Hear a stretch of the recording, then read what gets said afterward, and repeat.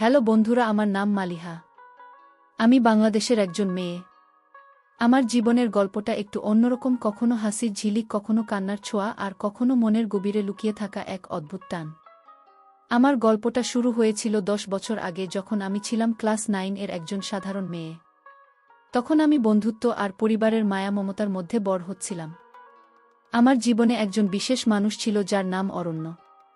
আমার চাচাতো ভাই এবং ছোটবেলার সঙ্গী, আমরা একই বাড়িতে বড় হয়েছি। ছোটবেলায় একসঙ্গে খেলেছি, দৌড়েছি, হেসেছি। আমাদের বাড়ির উঠোনে বর্ষার দিনে একসঙ্গে ভিজে মাটির সোদা গন্ধে মেতে উঠতাম। অরণ্য ছিল আমার সেই সঙ্গী যার সঙ্গে প্রতিটি মুহূর্ত আনন্দে ভরা ছিল। কিন্তু একদিন একটি বর্ষার বিকেলে আমাদের মধ্যে একটু ভুল বোঝাবুঝি হলো। আমি উঠোনে বৃষ্টিতে ভিজছিলাম, আর অরণ্য আমার কাছে এসে বলল, মালিহা, এভাবে বৃষ্টিতে ভিজলে ঠান্ডা লেগে যাবে, ঘরে যা, কাপড় কলটেনে। তার কথায় আমি একটু অবাক হলাম, কিন্তু মনে মনে ভাবলাম সে আমার ভালোর জন্যই বলছে। ঘরে ফিরে কাপড় পাল্টালাম, কিন্তু তার কথাগুলো মনে গেঁথে লাল। আমি একটু অভিমান করলাম। ভাবলাম, অরণ্য এত কড়াকড়ে কেন বলল? মা আমাকে ঘরে অভিমানী মুখে বসে থাকতে দেখে বললেন, কি রে, মুখ ফুলে বসে আছিস কেন? কি হয়েছে? আমি মাকে সব বললাম। মা হেসে বললেন, অরণ্য ঠিকই বলেছে, বৃষ্টিতে ভিজলে অসুখ হতে পারে। তুই এখন বড় হচ্ছিস, একটু সাবধানে চলাফেরা করতে হবে। মায়ের কথায় আমার অভিমান কিছুটা কমল, কিন্তু মনটা তখনও ভারী ছিল। একটু পরে দেখি অরণ্য আমার সামনে এসে দাঁড়িয়েছে, হাতে একটা চকলেট। আমি রাগ দেখিয়ে বললাম, এখানে কি করতে এসেছিস? যা এখান থেকে। অরণ্য হাসল, আমার হাতে চকলেটটা দিয়ে বলল, বোকা মেয়ে, রাগ করিস না। আমি তো তোর ভালোর জন্যই বলেছি, এই নিয়ে চকলেট খা। তার হাসি দেখে আমার রাগ পড়ে গেল। আমি এসে চকলেটটা নিলাম। হঠাৎ অরণ্য আমার হাতে একটা চিরকুট দিয়ে দৌড়ে পালাল। চিরকুটটা খুলে দেখি, তাতে লেখা, মালিহা, তুই আমার খুব ভালো বন্ধু। আমি সব সময় তোর পাশে থাকব। তুই কি আমাকে বন্ধু ভাবিস? চিরকুটটা পড়ে আমি হাসলাম, ভাবলাম অরণ্য সত্যিই আমার ভালো বন্ধু। কিন্তু আমি চিরকুটটা জেঠিকে দেখিয়ে দিলাম। জেঠি পড়ে হেসে বললেন, এরা তো ছোট, এখনো বন্ধুত্বের মানেই বোঝে না। তিনি অরণ্যকে একটু বকলেন, তবে সেটা ছিল মজার ছলে। সেদিন সন্ধ্যায় শুনলাম অরণ্যের একটু জ্বর হয়েছে। আমি তার ঘরে গেলাম, দেখলাম সে কাঁথা মুড়ি দিয়ে শুয়ে আছে। আমাকে দেখে বলল, তুই এসেছিস? আমি তো ভেবেছিলাম তুই রাগ করে আর কথা বলবি না। অরণ্যের অবস্থা দেখে আমার মায়া হলো। তার পাশে বসে বললাম, তুই একটা বোকা। আমি কি এত রাগী যে তোর সঙ্গে কথা বলবো না? আমি তোর বন্ধু, ঠান্ডা লাগলে আমার কষ্ট হবে। অরণ্য হাসল, বলল, তার মানে তুই আমাকে বন্ধু ভাবিস? আমি হেসে বললাম, হ্যাঁ, তুই আমার সবচেয়ে ভালো বন্ধু। সেদিন থেকে আমাদের বন্ধুত্ব আরও গাঢ় হল। আমরা একে অপরের সঙ্গে সব সময় পাশাপাশি থাকতাম, হাসি আনন্দে দিন কাটাতাম। কিন্তু জানতাম না এই বন্ধুত্বের পথে একদিন এমন মোড় আসবে যেখানে আমাকে একা দাঁড়িয়ে থাকতে হবে। অরণ্যের সাথে আমার বন্ধুত্ব ছিল সহজ কিন্তু গভীর। আমরা দুজনেই একে অপরের সঙ্গী ছিলাম, যেন একটা ছায়ার মতো সব সময় পাশে। স্কুলের দিনগুলোতে আমরা একসঙ্গে পড়তে বসতাম, নোট শেয়ার করতাম। অরণ্যে আমার চেয়ে এক গ্লাস এগিয়েছিল, তবু আমার পড়ার সময় সে পাশে বসে গল্প করত। আমি যখন গণিতে আটকে যেতাম, সে হাসতে হাসতে বলতো, মালিহা, তুই একটা বোকা, এটা এভাবে করতে হয়। তার হাসিটা ছিল এমন যেন সব সমস্যা মুহূর্তে হালকা হয়ে যায়। আমাদের মধ্যে কখনো বড় কোনো ঝগড়া হয়নি। ছোটখাটো অভিমান হলে চকলেট আর হাসি দিয়ে সব ঠিক হয়ে যেত। স্কুল শেষ করে আমরা দুজনেই কলেজে ভর্তি হলাম। অরণ্য 1 বছর গপ দিয়ে আমার সাথে একই কলেজে ভর্তি হলো, যাতে আমরা একসঙ্গে থাকতে পারি। কলেজের দিনগুলো ছিল আরও রঙিন। আমরা একসঙ্গে ক্যান্টিনে বসে আড্ডা দিতাম, কখনো ক্লাস ফাঁকি দিয়ে পার্কে ঘুরতাম। আমার বন্ধুরা আমাদের দেখে হাসত, বলতো, মালিহা, তোরা তো সব সময় একসঙ্গে। আমি হাসতাম, কিন্তু মনে মনে খুশি হতাম। অরণ্য আমার পাশে থাকলে যেন সবকিছু নিরাপদ লাগত। আমাদের বন্ধুত্ব ছিল এমন, যেখানে কথার চেয়ে অনুভূতি বেশি কথা বলত। আমরা কখনো বড় বড় প্রতিশ্রুতি দিইনি, তবু একে অপরের প্রতি বিশ্বাস ছিল অটুট। কলেজের এক বর্ষার দিনে আমরা দুজনে একটা গাছের নিচে দাঁড়িয়ে বৃষ্টি দেখছিলাম। আমি মজা করে বললাম, অরণ্য, আবার বকবি নাকি? সে হেসে বলল, এখনের বকবনা, তুই তো বড় হয়েছিস, এখন বুঝিস। তার কথায় আমি হাসলাম। সেদিন সে আমার দিকে তাকিয়ে বলল, মালিহা, তুই আমার সবচেয়ে কাছের বন্ধু, কখনো দূরে যাস না। আমি তার চোখে তাকিয়ে বললাম, কোথায় যাব? তুই তো আমার পাশে থাকবি। সেই মুহূর্তটা যেন আমার মনে গেঁথে গিয়েছিল। আমি ভাবতাম আমাদের বন্ধুত্বটা এভাবেই চলবে চিরকাল। কিন্তু জীবন কি কখনো এত সহজ হয়? কলেজ শেষ করে আমরা দুজনেই ঢাকায় বিশ্ববিদ্যালয়ে ভর্তি হলাম। অরণ্য আমার চেয়ে 1 বছর এগিয়ে ছিল। তবু আমাদের সময় একসঙ্গেই কাটত। আমরা একসঙ্গে লাইব্রেরিতে পড়তাম, ক্যাম্পাসের গাছতলায় বসে ভবিষ্যতের স্বপ্ন দেখতাম। অরণ্য বলতো, মালিহা, আমি একদিন বড় কিছু করব। তুই আমার পাশে থাকবি, তাই না? আমি হাসতাম, বলতাম, তুই যেখানে যাবি আমি সেখানেই থাকব। আমাদের পরিবারও আমাদের বন্ধুত্ব জানত। তারা ভাবত আমরা কাছের বন্ধু এবং আমরাও সেই বন্ধুত্বকে মূল্য দিতাম। বিশ্ববিদ্যালয়ের শেষ বছরে এসে আমাদের স্বপ্ন আরও বড় হয়েছিল। আমরা আমাদের ভবিষ্যৎ নিয়ে পরিকল্পনা করতাম।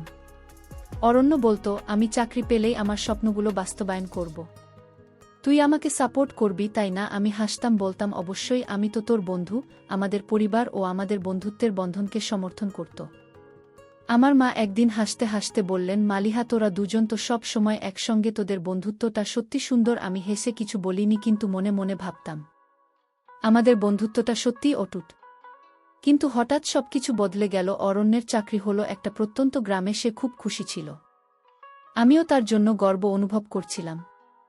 ভাবলাম এবার তার স্বপ্নগুলো সত্যি হবে, কিন্তু সেই চাকরিটাই যেন আমাদের মধ্যে দূরত্ব তৈরি করতে শুরু করল। অরণ্য সপ্তাহে একবার বাড়ি আসত। তার সাথে কথা বলার সময় কমে গেল। আমি ভাবতাম হয়তো ব্যস্ততার কারণে এমন হচ্ছে, কিন্তু তার আচরণে একটা পরিবর্তন দেখলাম। সে আর আগের মতো আমার সাথে হাসত না, গল্প করত না। আমার মনের মধ্যে একটা অস্থিরতা জন্ম নিল। কি হচ্ছে আমাদের বন্ধুত্বে? একদিন অরণ্য বাড়ি ফিরল, তার মুখটা গম্ভীর। আমি হাসি দিয়ে বললাম, কিরে, এমন মুখ করে এসেছিস কেন? কিছু হয়েছে? সে চুপ করে রইল। কিছুক্ষণ পর বলল, মালিহা, তোর সাথে কথা আছে। তার গলার স্বরে কেমন যেন একটা দূরত্ব ছিল। আমার বুকটা ধক করে উঠল। সে বলল, আমি অনুরমা নামে একজনের সাথে পরিচিত হয়েছি। আমি তার সাথে নতুন একটা বন্ধুত্ব শুরু করেছি। আমি তাকে খুব মূল্য দিই। আমি হতবাক, মনে হলো পায়ের নিচের মাটি সরে গেছে।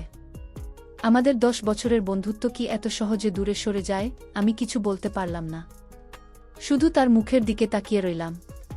অরণ্য আরও বলল, মালিহা, তুই আমার কাছের বন্ধু ছিলি, কিন্তু আমি এখন নতুন একটা পথে হাঁটতে চাই। আমাকে বুঝতে চেষ্টা কর। তার কথাগুলো আমার মনে আঘাত করল। আমি হাসার চেষ্টা করলাম, কিন্তু চোখ দিয়ে জল গড়িয়ে পড়ল। মনে মনে ভাবলাম, আমাদের সেই বৃষ্টির দিন, চকলেটের হাসি, স্বপ্নের কথা, সব কি মিথ্যা ছিল?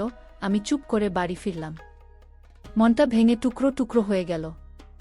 কিন্তু এরপর যে কি হবে তা আমি কল্পনাও করতে পারিনি। অরণ্যের কথাগুলো আমার মনে বারবার ফিরে আসছিল।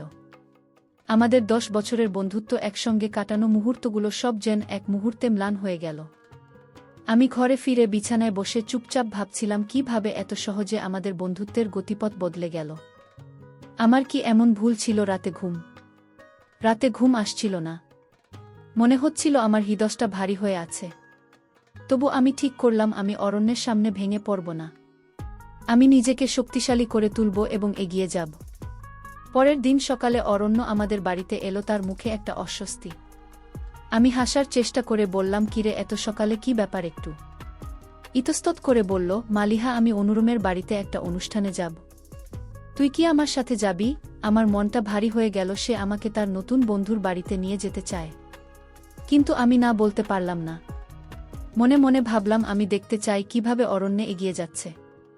আমি বললাম, ঠিক আছে, চল। আমার গলায় একটা কাঁপন ছিল, কিন্তু আমি সেটা লুকিয়ে ফেললাম।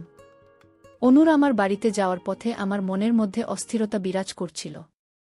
আমি অরণ্যের পাশে বসেছিলাম, কিন্তু আমাদের মধ্যে একটা অদৃশ্য দূরত্ব তৈরি হয়ে গিয়েছিল।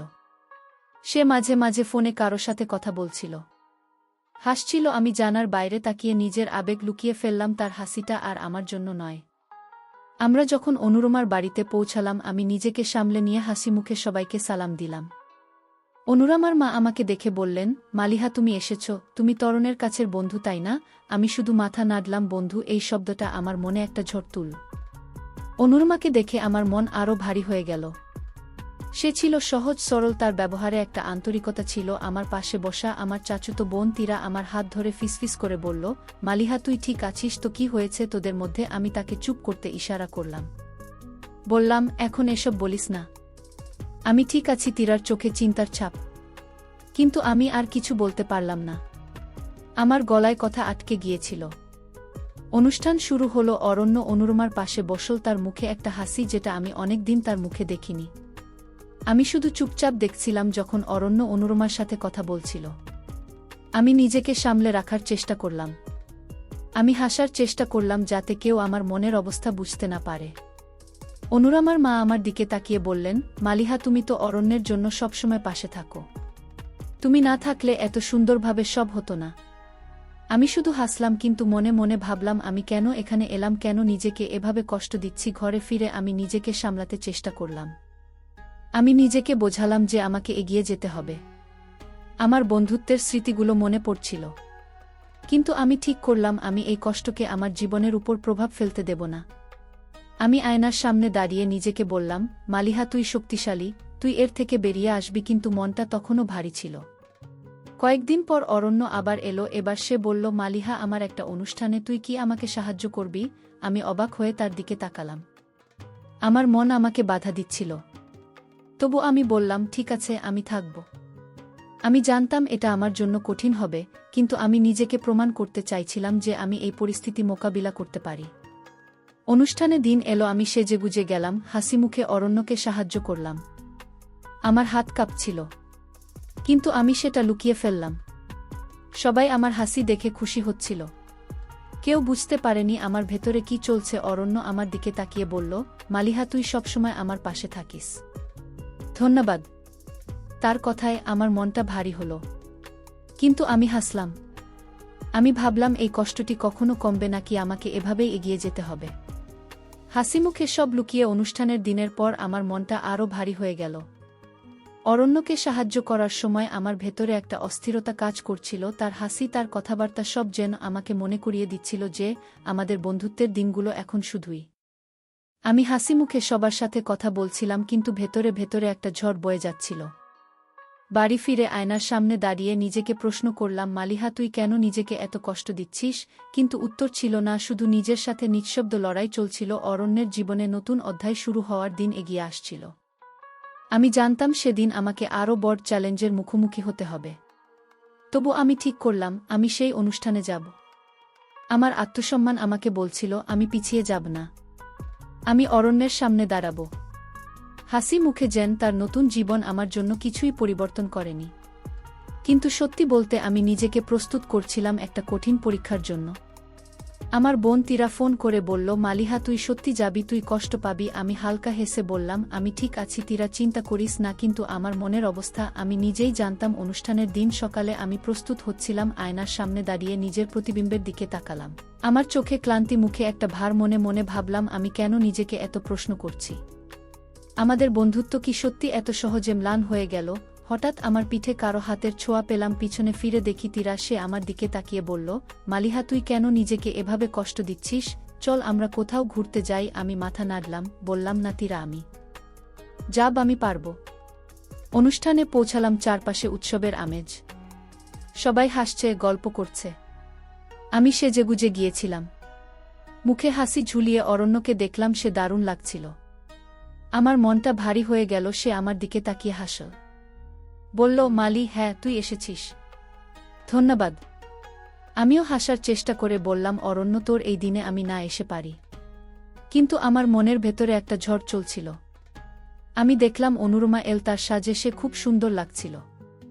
আমি মনে মনে ভাবলাম, আমি কেন নিজেকে তুলনা করছি? আমার এই ভাবনা থেকে বেরিয়ে আসতে হবে। অনুষ্ঠান শুরু হলো। অরণ্য আর অনুরমা পাশাপাশি ছিল। আমি এক কোণে দাঁড়িয়ে দেখছিলাম। মনে হচ্ছিল আমি এখানে থাকতে পারবো না। কিন্তু আমি নিজেকে বললাম, মালিহা, তুই পারবি, তুই শক্তিশালী। তিলা আমার পাশে এসে আমার হাত ধরে ফিসফিস করে বলল, মালিহা, চল আমরা বেরিয়ে যাই। আমি মাথা নাড়লাম। আমি পালাতে যাইনি। আমি চাইছিলাম অরণ্য দেখুক আমি তার জন্য ভেঙে পড়িনি। কিন্তু ভেতরে ভেতরে আমার মন ভারী হচ্ছিল। অনুষ্ঠানের আনুষ্ঠানিকতা শুরু হলো। আমি দূর থেকে দেখছিলাম। আমার চোখে জল এল, কিন্তু আমি তাড়াতাড়ি মুখ ফিরিয়ে নিলাম যাতে কেউ না দেখে। তীরা আমার হাত শক্ত করে ধরে বলল, মালিহা, তুই অনেক শক্তিশালী, তুই পারবি। আমি তার দিকে তাকিয়ে একটা হাসি দিলাম, কিন্তু মনে মনে ভাবলাম, আমি কি সত্যিই পারব? এই কষ্ট কি কখনো কমবে? আমার মন বলছিল আমি এখান থেকে বেরিয়ে যাই, কিন্তু আমি দাঁড়িয়ে রইলাম। অনুষ্ঠান শেষ হলো। অরণ্য এখন তার নতুন জীবন শুরু করেছে। আমি দাঁড়িয়ে রইলাম হাসি মুখে। সবাই আমাকে দেখে বলছিল, মালিহা তুই কত সুন্দর হাসছিস। কিন্তু কেউ জানো না আমার হাসির পেছনে কতটা কষ্ট লুকিয়ে আছে। অরণ্য আমার দিকে এসে বলল, মালিহা তুই আমার জন্য অনেক করেছিস, আমি কখনো তোকে ভুলব না। আমি শুধু বললাম, অরণ্য তুই সুখী হো, কিন্তু আমার মন বলছিল আমি কিভাবে এই কষ্ট সামলাব। বাড়ি ফিরে আমি নিজেকে সামলানোর চেষ্টা করলাম। আমি বিছানায় বসে ভাবছিলাম আমার জীবন এখন কি হবে। আমি কত স্বপ্ন দেখেছিলাম, আর আজ আমি একা। আমি আয়নার সামনে দাঁড়িয়ে নিজেকে বললাম, মালিহা তুই হারবি না, তুই এর থেকে বেরিয়ে আসবি। কিন্তু মনের এক কোণে একটা প্রশ্ন জেগে উঠল, আমি কি সত্যি পারব? আমি জানতাম আমার সামনে এখনো অনেক পথ বাকি। অরণ্যের নতুন জীবনের শুরুর দিনটা আমার মনে একটা ভারী ছাপ রেখে গেল। বাড়ি ফিরে আমি যেন নিজেকে একটু হারিয়ে ফেলেছিলাম। ঘরের চার দেয়াল আমাকে যেন প্রশ্ন করছিল, মালিহা তুই এখন কি করবি? আমি চুপচাপ বিছানায় বসে রইলাম। মনের কষ্ট যেন আরও গভীর হয়েছিল। আমার মা ঘরে এসে আমার পাশে বসলেন, আমার মাথায় হাত বুলিয়ে বললেন, মা তুই এত চুপচাপ কেন, কি হয়েছে বল। আমি কিছু বলতে পারলাম না, শুধু মায়ের কোলে মাথা রেখে চুপ করে রইলাম। মা আমার নীরবতা বুঝলেন, কিন্তু কিছু জিজ্ঞেস করলেন না। পরের কয়েকটা দিন আমি নিজেকে গুটিয়ে নিয়েছিলাম।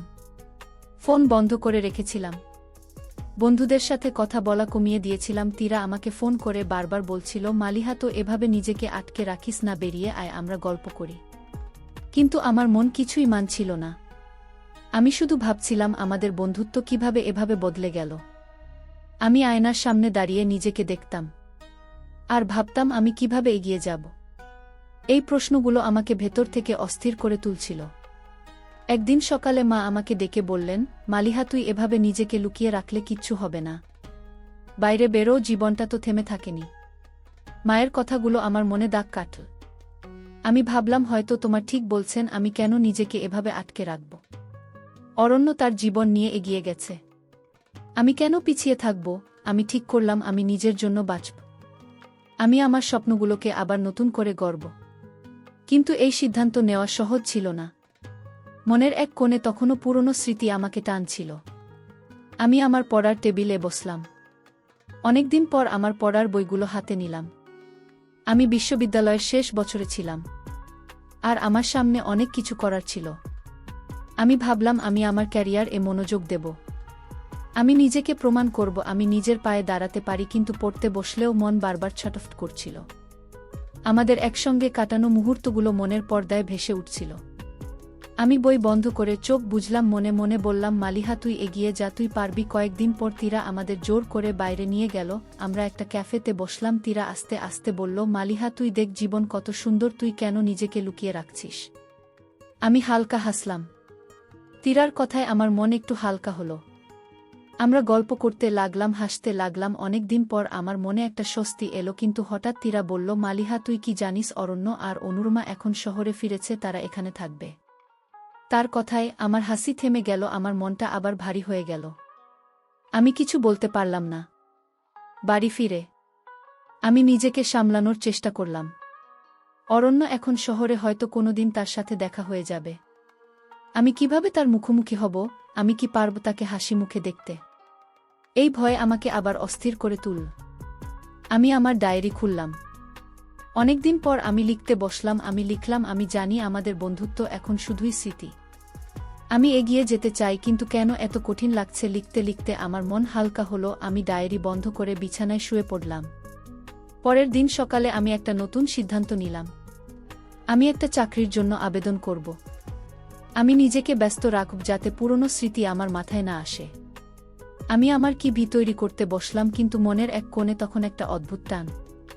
আমি জানতাম আমাদের গল্প শেষ হয়ে গেছে, কিন্তু তবু মনে হচ্ছিল কিছু একটা যেন বাকি আছে। আমি নিজেকে বললাম, মালিহা তুই শক্ত হ, তুই নিজের জন্য বাঁচ। এই যুদ্ধটা আমার মনের সাথে এত সহজ ছিল না। সন্ধ্যায় আমি ছাদে গেলাম, আকাশে তারা জ্বলছিল। আমি আকাশের দিকে তাকিয়ে ভাবলাম, আমার জীবন কি আবার নতুন করে শুরু হতে পারে? আমি কি সত্যি এই কষ্ট থেকে বেরিয়ে নতুন একটা পথ খুঁজে নিতে পারব? হঠাৎ আমার ফোন বেজে উঠল। তীরার ফোন। সে বলল, মালিহা কাল আমরা একটা পিকনিকে যাব, তুই আসবি? কোনো কথা শুনব না। আমি হাসলাম, হয়তো এই ছোট ছোট মুহূর্তগুলোই আমাকে আবার বাঁচতে শেখাবে। আমি বললাম, ঠিক আছে আমি যাব। কিন্তু মনের এক কোণে তখনও একটা অজানা প্রশ্ন, আমার জীবনের পরের অধ্যায় কি হবে? পিকনিকের দিন সকালটা ছিল উজ্জ্বল। তীরার জোড়াজুলিতে আমি তৈরি হয়ে বেরিয়ে পড়লাম। অনেকদিন পর বন্ধুদের সাথে এভাবে সময় কাটানোর সুযোগ হলো। আমরা একটা নদীর পাড়ে গিয়েছিলাম যেখানে হাওয়া ছিল মিষ্টি আর প্রকৃতি যেন আমাকে স্বাগত জানাচ্ছিল। তীরা আর আমার বন্ধুরা হাসি ঠাট্টায় মেতে উঠল। আমি তাদের সাথে হাসার চেষ্টা করছিলাম, কিন্তু মনের এক কোণে তখনও একটা শূন্যতা। তবু এই হাসি গানের মাঝে আমি একটু হালকা বোধ করলাম। তীরা আমার পাশে এসে বলল, মালিহা, দেখেছিস জীবন কত সুন্দর, তুই এভাবে হাসিস, তোকে কত ভালো লাগে। আমি হাসলাম, কিন্তু মনে মনে ভাবলাম, এই হাসি কি আমার মনের ভার কমাতে পারবে? পিকনিকে আমাদের এক বন্ধু রিয়াদ গিটার নিয়ে এসেছিল। সে গান ধরল আর আমরা সবাই তার সাথে গলা মিলালাম। গানের কথাগুলো যেন আমার মনকে ছুঁয়ে যাচ্ছিল। একটা গানের লাইন ছিল, ভাঙা মন নিয়েও এগিয়ে যেতে হয়, নতুন স্বপ্ন দেখতে হয়। আমি চোখ বন্ধ করে গানটা শুনছিলাম। মনে হচ্ছিল এই গানটা যেন আমার জন্যে লেখা গান। শেষে রিয়াদ আমার দিকে তাকে বলল, মালিহা, তুই কেন এত চুপচাপ? একটা গান গানা। আমি হেসে বললাম, আমার গলা তো ভালো না, কিন্তু সবাই জোর করায়। আমি একটা পুরনো গান গাইলাম। গাইতে গাইতে মনটা হালকা হলো, তবে আমি আমার আবেগ লুকিয়ে রাখলাম। পিকনিক থেকে ফেরার পথে আমার মনটা একটু স্থির হলো। আমি ভাবলাম, হয়তো এই ছোট ছোট মুহূর্তগুলোই আমাকে আবার এগিয়ে যেতে সাহায্য করবে। বাড়ি ফিরে আমি আমার কি নিয়ে বসলাম। কয়েকটা চাকরির জন্য আবেদন করলাম। আমি ঠিক করলাম আমি নিজেকে ব্যস্ত রাখব। আমি আর পুরনো স্মৃতির পেছনে ছুটব না। কিন্তু রাতে ঘুমানোর আগে মনটা আবার অস্থির হয়ে উঠল। আমি জানতাম অরণ্য এখন শহরে, হয়তো কোনোদিন তার সাথে দেখা হয়ে যাবে।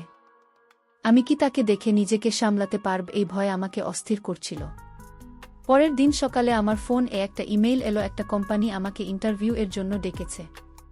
আমার মনে একটা নতুন আশা জাগল। আমি তৈরি হতে লাগলাম। মা আমাকে দেখে বললেন, মালিহা, তোর মুখে আজ একটা আলো দেখছি, এভাবেই থাকিস। আমি হাসলাম, কিন্তু ইন্টারভিউয়ের জন্য বেরোনোর সময় আমার মনটা আবার ছটফট করতে লাগল। আমি রাস্তায় হাঁটছিলাম, হঠাৎ একটা পরিচিত মুখ দেখলাম, অরণ্য। সে একটা কফি শপের বাইরে দাঁড়িয়ে কারো সাথে কথা বলছিল। আমার মনটা ধক করে উঠল। আমি তাড়াতাড়ি মুখ ফিরিয়ে নিলাম যাতে সে আমাকে না দেখে। আমি দ্রুত পা চালিয়ে এগিয়ে গেলাম, কিন্তু আমার মনের মধ্যে একটা ঝড় বয়ে গেল। অরণ্যকে দেখে আমার মনটা মুচড়ে উঠল। সে কি আমাকে দেখেছে? এই প্রশ্ন আমাকে অস্থির করে তুলল। আমি ইন্টারভিউ এর জায়গায় পৌঁছে নিজেকে সামলানোর চেষ্টা করলাম। ইন্টারভিউটা ভালোই হলো, কিন্তু ফেরার পথে আমার মন আবার ভারী হয়ে গেল। আমি ভাবলাম, আমি কি কখনোই স্মৃতি থেকে মুক্ত হতে পারবো, নাকি এই অনুভূতি আমার জীবনে ছায়ার মতো থেকে যাবে? বাড়ি ফিরে আমি তীরাকে ফোন করলাম, তাকে সব বললাম। তীরা বলল, মালিহা, তুই এত ভাবিস কেন? অরণ্য তার জীবন নিয়ে এগিয়ে গেছে, তুইও এগিয়ে যা, তুই অনেক শক্তিশালী। তীরার কথায় আমার মনে একটু সাহস এল। আমি ভাবলাম, হয়তো তীরা ঠিক বলছে, আমি নিজের জন্য বাঁচব। আমি আমার স্বপ্নগুলো পূরণ করব। কিন্তু রাতে ডায়েরি খুলে লিখলাম, আমি এগিয়ে যেতে চাই, কিন্তু এই স্মৃতি কেন আমাকে তাড়া করে? লিখতে লিখতে মনটা হালকা হলো। আমি জানতাম এই পথটা সহজ নয়। পরের দিন আমি আরেকটা চাকরির ইন্টারভিউ এর জন্য তৈরি হলাম। আমি নিজেকে বোঝালাম, আমি এগিয়ে যাব। আমি পুরনো স্মৃতির জন্য আমার জীবন থামিয়ে রাখব না। কিন্তু মনের এক কোণে তখনও একটা অদ্ভুত টান। আমি ভাবলাম, আমাদের বন্ধুত্বের গল্প শেষ হয়ে গেছে। তাহলে কেন আমার মনে এত প্রশ্ন? আমি কি কখনো জানতে পারব আমাদের বন্ধুত্বের এই পরিবর্তনের কারণ কি ছিল? এই প্রশ্নের উত্তর খুঁজতে আমার মন ছটফট করছিল। আমি আয়নার সামনে দাঁড়িয়ে বললাম, মালিহা, তুই পারবি, তুই নিজেকে নতুন করে গড়বি। এই যুদ্ধটা আমার নিজের সাথে এত সহজ ছিল না। সন্ধ্যায় আমি ছাদে গেলাম। আকাশটা ছিল পরিষ্কার, তারায় ভরা। আমি আকাশের দিকে তাকিয়ে ভাবলাম, আমার জীবন কি আবার নতুন করে ফুটবে? আমি কি সত্যি এই কষ্ট থেকে বেরিয়ে আসতে পারবো? হঠাৎ আমার ফোনে একটা মেসেজ এলো, অচেনা নম্বর থেকে মেসেজ লেখা, মালিহা, তুই কেমন আছিস? আমার মনটা ধক করে উঠল। এটা কে পাঠিয়েছে আমি জানতাম না, কিন্তু মনের এক কোনো একটা অদ্ভুত আশঙ্কা জেগে উঠল। আমার জীবনের পরের অধ্যায় কি নতুন কোনো রহস্য নিয়ে আসছে? অচেনা নম্বর থেকে আসা মেসেজটা আমার মনে একটা অদ্ভুত অস্থিরতা জাগাল। মালিহা, তুই কেমন আছিস? এই সাধারণ কথাটা আমার মনের মধ্যে ঢেউ তুল। আমি কয়েক মুহূর্ত মোবাইলের স্ক্রিনের দিকে তাকিয়ে রইলাম। এটা কে পাঠিয়েছে? অরণ্য না, সে তো এখন তার নতুন জীবনে মগ্ন। তাহলে কে? আমি উত্তর দেওয়া সাহস পেলাম না। মোবাইলটা রেখে ছাদের রেলিং ধরে দাঁড়ালাম। আকাশে তারাগুলো যেন আমার প্রশ্নের উত্তর দিতে চাইছিল, কিন্তু কোনো উত্তর মিলল না। আমি নিজেকে বললাম, মালিয়া, তুই এত ভাবিস কেন? এটা হয়তো কেউ ভুল করে পাঠিয়েছে। পরের দিন সকালে আমি ইন্টারভিউয়ের জন্য তৈরি হলাম। মনটা আজ একটু হালকা লাগছিল। আমি ঠিক করেছিলাম আমি আমার জীবন নিয়ে এগিয়ে যাব। ইন্টারভিউটা ভালোই হলো। ইন্টারভিউ আর আমার কথায় খুশি হয়ে বললেন, মালিহা, তোমার মধ্যে একটা আলাদা আত্মবিশ্বাস আছে। আমরা তোমার সাথে পরে যোগাযোগ করব। আমি হাসলাম। বেরিয়ে এসে রাস্তায় হাঁটতে হাঁটতে মনে হলো হয়তো আমি সত্যিই নতুন করে শুরু করতে পারব। কিন্তু পকেটে ফোনটা ভাইব্রেট করতেই আমার মন আবার অস্থির হয়ে উঠল। আবার সেই অচেনা নম্বর, এবার লেখা, মালিহা, তুই আমার খোঁজ নিচ্ছিলিস, তুই কি আমাকে ভুলে গেছিস? আমার হাত কাঁপতে লাগল। আমি তীরাকে ফোন করলাম, তাকে সব বললাম। তীরা অবাক হয়ে বলল, মালিহা, এটা কে হতে পারে? তুই কি উত্তর দিয়েছিস? আমি বললাম, না, আমার সাহস হচ্ছে না। যদি এটা অরণ্য হয়, আমি তার সাথে কথা বলতে প্রস্তুত নই। তীরা আমাকে শান্ত করে বলল, তুই শান্ত হও, হয়তো এটা কেউ মজা করছে। তুই উত্তর দিস না। তীরার কথায় আমি একটু শান্ত হলাম, কিন্তু মনের মধ্যে একটা অস্বস্তি রয়ে গেল। আমি ঠিক করলাম আমি এই মেসেজ নিয়ে ভাবব না। আমি আমার জীবনে মনোযোগ দেব, কিন্তু মন যেন আমার কথা শুনছিল না। বাড়ি ফিরে আমি আমার ডায়েরি খুললাম। আমি লিখলাম, আমি জানি না এই মেসেজ কে পাঠিয়েছে, কিন্তু এটা আমাকে আবার অতীতের দিকে টানছে। আমি এই টান থেকে বেরোতে চাই। আমি নিজের জন্য বাঁচতে চাই। লিখতে লিখতে আমার মনটা হালকা হলো। আমি ডায়েরি বন্ধ করে বিছানায় শুয়ে পড়লাম। রাতে ঘুমের মধ্যে আমি স্বপ্ন দেখলাম। স্বপ্নে আমি আমাদের পুরনো স্কুলের মাঠে দাঁড়িয়ে আছি। আমার বন্ধুরা আমার চারপাশে হাসছে। হঠাৎ ঘুম ভেঙে গেল। আমি উঠে বসলাম। আমি নিজেকে বললাম, মালিহা, তুই এই স্মৃতি থেকে বেরিয়ে আয়। পরের দিন আমি আরেকটা চাকরির ইন্টারভিউ এর জন্য বের হলাম। রাস্তায় হাঁটতে হাঁটতে আমার মনটা একটু হালকা লাগছিল। আমি ভাবছিলাম আমি এগিয়ে যাচ্ছি। আমার জীবন এখন আমার নিজের হাতে। কিন্তু হয়তো আমার ফোন আবার বেজে উঠল। এবার সেই অচেনা নম্বর থেকে কল। আমার মনটা ধক করে উঠল। আমি কলটা রিসিভ করলাম না, কিন্তু কৌতূহল আমাকে অস্থির করছিল। কে এটা? কেন আমাকে বারবার মেসেজ করছে? আমি ঠিক করলাম আমি উত্তর দেব। আমি লিখলাম, আপনি কে? আমাকে কেন মেসেজ করছেন? মেসেজটা পাঠিয়ে আমি অপেক্ষা করতে লাগলাম। কয়েক মিনিট পর উত্তর এলো, লেখা, মালিহা, আমি রাকিব, মনে আছে আমাকে? আমার মাথা ঝাঁকুনি দিয়ে উঠল। রাকিব? আমাদের কলেজের বন্ধু রাকিব, যে আমাদের সাথে একসঙ্গে পড়তো? আমি অবাক হয়ে গেলাম। রাকিব এতদিন পর আমাকে মেসেজ করছে কেন? আমি তাকে উত্তর দিলাম, রাকিব, তুই হঠাৎ কেমন আছিস? সে উত্তর দিল, আমি ভালো আছি, তুই কেমন আছিস? অনেক দিন পর তোর কথা মনে পড়ল, দেখা করতে পারি? আমার মনটা আবার অস্থির হয়ে উঠল। আমি কি তার সাথে দেখা করব? ইন্টারভিউ থেকে ফিরে আমি তীরাকে সব বললাম। তীরা হাসতে হাসতে বলল, মালিহা, এটা তো ভালো খবর। রাকিব তো আমাদের পুরনো বন্ধু, তুই দেখা কর, হয়তো এটা তোর জন্য নতুন শুরু। আমি হাসলাম, কিন্তু মনে মনে ভাবলাম, আমি কি সত্যিই নতুন করে শুরু করতে প্রস্তুত? রাকিবের সাথে দেখা করার কথা ভাবতে আমার মনটা একটু হালকা লাগল, কিন্তু একই সাথে পুরনো স্মৃতি আবার মাথাচাড়া দিয়ে উঠল। আমি নিজেকে বললাম, মালিহা, তুই এগিয়ে যা, তুই নিজের জন্য বাঁচ। কিন্তু এই সিদ্ধান্ত নেওয়া এত সহজ ছিল না। সন্ধ্যায় আমি ছাদে গেলাম। আকাশটা আজ মেঘলা। আমি ভাবলাম, আমার জীবন ওকেই মেঘের মতো, কখনো পরিষ্কার, কখনো অন্ধকার। রাকিবের মেসেজ আমার জীবনে একটা নতুন সম্ভাবনা এনেছে, কিন্তু আমি কি সত্যি এগিয়ে যেতে পারবো? আমি আকাশের দিকে তাকিয়ে বললাম, মালিহা, তুই শক্ত হও, তুই পারবি। কিন্তু মনের এক কোণে তখনও একটা প্রশ্ন, রাকিবের সাথে দেখা করলে কি আমি অতীতের স্মৃতি থেকে মুক্ত হতে পারবো, নাকি আমার জীবনের এই অধ্যায় আর একটা নতুন রহস্য নিয়ে আসবে? রাকিবের সাথে দেখা করার কথা ভাবতে আমার মনের মধ্যে একটা দ্বিধা কাজ করছিল। আমি কি সত্যি নতুন করে শুরু করতে প্রস্তুত? তবু তীরার উৎসাহে আমি রাকিবকে একটা ক্যাফেতে দেখা করতে রাজি হলাম। সেদিন সকালে আমি তৈরি হয়ে বের হলাম। আয়নার সামনে দাঁড়িয়ে নিজেকে বললাম, মালিহা, তুই শক্ত হ, এটা তোর জীবনের নতুন একটা পাতা। ক্যাফেতে পৌঁছে দেখি রাখি ইতিমধ্যে এসে বসে আছে। তার মুখে সেই পুরনো হাসি, যেটা কলেজের দিনগুলোতে আমি অনেকবার দেখেছি। সে আমাকে দেখে বলল, মালিহা, তুই এখনও সেই হাসিটা নিয়ে আছিস? আমি হাসলাম, কিন্তু মনের এক কোণে তখনও পুরনো স্মৃতির ছায়া। আমরা গল্প শুরু করলাম। রাকিব জানাল সে এখন একটা ভালো চাকরি করে বিদেশে কিছুদিন ছিল। সে আমার কথা জানতে চাইল। আমি হালকা হেসে বললাম, আমি ঠিক আছি, জীবন চলছে। কিন্তু আমার কথার মাঝে একটা ফাঁকা ভাব ছিল। রাকিব যেন সেটা বুঝল। সে বলল, মালিহা, আমি শুনেছি তুই অনেক চ্যালেঞ্জের মধ্যে দিয়ে গেছিস, কিন্তু তুই অনেক শক্তিশালী। আমি তোকে সব সময় প্রশংসা করতাম। তার কথায় আমার মনটা একটু হালকা হলো।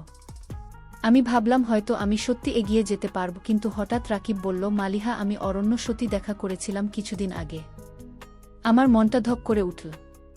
রাকিব বলতে লাগল, অরণ্য আমাকে বলছিল সে তার জীবন নিয়ে এগিয়ে গেছে, কিন্তু তোর কথা তার মনে আছে। আমি অবাক হয়ে তাকালাম। অরণ্য এখনও আমার কথা ভাবে। আমি রাকিবকে বললাম সে এখন তার জীবনে এগিয়ে গেছে, আমিও আমার জীবন নিয়ে এগোচ্ছি। রাকিব মাথা নাড়ল, বলল, মালিহা তুই নিজের জন্য বাঁচ, তুই অনেক বড় কিছু করতে পারবি। তার কথাগুলো আমার মনে দাগ কাটল। আমি বুঝলাম আমার জীবনের মূল্য আমি নিজেই নির্ধারণ করব, অন্য কেউ নয়। ক্যাফে থেকে বেরিয়ে আমি একা হাঁটতে লাগলাম। রাস্তায় হাঁটতে হাঁটতে আমার মনে হলো আমি অনেক দিন পর নিজেকে হালকা অনুভব করছি। পুরনো স্মৃতি মনে পড়লেও আমি আর ততটা ভারী বোধ করলাম না। আমি ভাবলাম হয়তো আমি সত্যি এগিয়ে যাচ্ছি। পরের দিন আমার ফোনে একটা ইমেল এলো। আমি চাকরিটা পেয়েছি। আমার মুখে একটা সত্যি পাড়ের হাসি ফুটল। আমি মাকে ফোন করে বললাম, মা আমি চাকরি পেয়েছি। মা খুশিতে বললেন, মালিহা আমি জানতাম তুই পারবি। আমার মনটা আনন্দে ভরে গেল। চাকরিতে যোগ দেওয়ার প্রথম দিন আমি নিজেকে নতুন মনে করলাম। আমার সহকর্মীরা আমাকে স্বাগত জানালো। আমি কাজে মন দিলাম। প্রতিদিন নতুন কিছু শিখছিলাম, নতুন মানুষের সাথে পরিচয় হচ্ছিল। আমার মনটা ধীরে ধীরে ভরে উঠছিল। একদিন অফিস থেকে ফেরার পথে আমি আবার অরণ্যকে দেখলাম। সে একটা দোকানের সামনে দাঁড়িয়েছিল একা। আমার মনটা এক মুহূর্তের জন্য কেঁপে উঠল, কিন্তু আমি থামলাম না। আমি হেঁটে চলে গেলাম। আমি বুঝলাম অরণ্য এখন আমার পতিত, আমার বর্তমান, আমার নিজের হাতে। কয়েক মাস পর আমি আমার জীবনে অনেক এগিয়ে গিয়েছিলাম। আমার চাকরিতে আমি ভালো করছিলাম। তীরা আর আমার বন্ধুরা আমাকে দেখে বলতো, মালিহা তুই যেন নতুন মানুষ। আমি হাসতাম, আমি নিজেকে নতুন করে আবিষ্কার করেছিলাম। একদিন রাতে আমি আমার ডায়েরি খুললাম। আমি লিখলাম, পুরনো স্মৃতি আমাকে কষ্ট দিয়েছিল, কিন্তু সেই কষ্ট আমাকে শক্তিশালী করেছে। আমি আজ নিজের জন্য বাঁচছি, আমি আমার স্বপ্ন পূরণ করছি। লিখতে লিখতে আমার মুখে একটা হাসি ফুটল। আমি বুঝলাম আমি জিতেছি। একদিন তীরা আমাকে একটা পার্টিতে নিয়ে গেল। সেখানে অনেক পুরনো বন্ধুদের সাথে দেখা হলো। রাকিবও ছিল। সে আমাকে দেখে বলল, মালিহা তুই আজ অনেক বদলে গেছিস, তোর চোখে একটা আলো আছে। আমি হাসলাম, আমি জানতাম এই আলো আমি নিজে জ্বালিয়েছি। পার্টিতে হাসি গল্পের মাঝে আমি হঠাৎ একটা পরিচিত মুখ দেখলাম, অরণ্য। সে আমার দিকে তাকিয়ে হাসল। আমি তার দিকে তাকিয়ে হাসলাম, কিন্তু এবার আমার মন শান্ত ছিল। আমি বুঝলাম আমি অতীতের স্মৃতি থেকে মুক্ত হয়েছি। আজ আমি ছাদে দাঁড়িয়ে আকাশের দিকে তাকিয়ে আছি। তারাগুলো যেন আমাকে বলছে, মালিহা তুই পারছিস, তুই পারবি। আমি নিজেকে বললাম, অতীতের কষ্ট হয়তো আমাকে চ্যালেঞ্জ করেছিল, কিন্তু সেই কষ্টই আমাকে শিখিয়েছে নিজেকে মূল্য দিতে। আমি শিখেছি আমার মূল্য আমি নিজেই নির্ধারণ করতে। সবশেষে বন্ধুরা, আমি তোমাদেরকে বলতে চাই, জীবনের প্রতিটি কষ্ট আমাদের শক্তিশালী করে। আমার জীবনের গল্প আমাদের শেখায়, অতীতের ছায়া যতই ভারী হোক না কেন, নিজের জন্য বাঁচার সাহসী আমাদের সত্যিকারের পথসংগ্রাম। বন্ধুরা, আমাদের অতীতের ভুল বা কষ্ট দেখে আমাদের হাল ছেড়ে দেওয়া উচিত নয়, কারণ অতীতের ভুল বা কষ্টগুলোই আমাদের ভবিষ্যতের শান্তির পাথেয় হয়ে দাঁড়ায়। বন্ধুরা, আমার গল্পটি যদি তোমাদের ভালো লাগে তাহলে লাইক, শেয়ার এবং সাবস্ক্রাইব করে পাশে থেকো। এতক্ষণ ধৈর্য ধরে গল্পটি শোনার জন্য তোমাদের সবাইকে অসংখ্য ধন্যবাদ।